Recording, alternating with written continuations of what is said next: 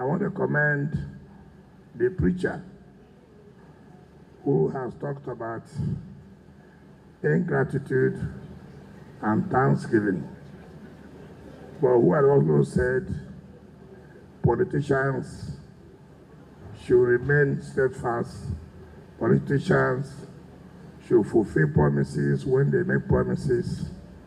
I thank you for that. But I want to bring it back to the church. The church should also remain steadfast.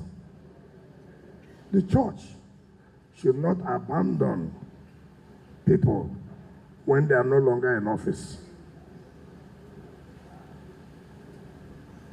I'm not talking because of this church, but it's an opportunity since I'm in this church. When most of us were in office,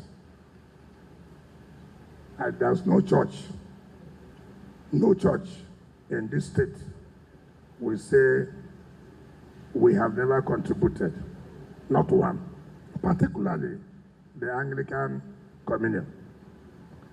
But immediately we left office, it was a different story. That is why we're saying that it's not only politicians. We as agents of God, we as servants of God must be firm so that politicians will see that what you preach and you practice, we have no choice but to follow you.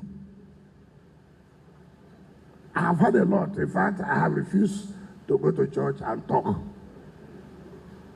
I just keep quiet and allow whatever that will be, let it be. But I felt I should use opportunity to also say it. It's not only politicians, the church also. When we have come to your aid, always be there for us. Pray for us. Don't change because another person has come. You have prayed and you have said ingratitude is never acceptable before God. And when you have known that people are ungrateful, be aware of your association with such people. Thank you, and God bless you. Thanks for checking out SYMFONI on YouTube. Please be sure to subscribe and like our videos for updates.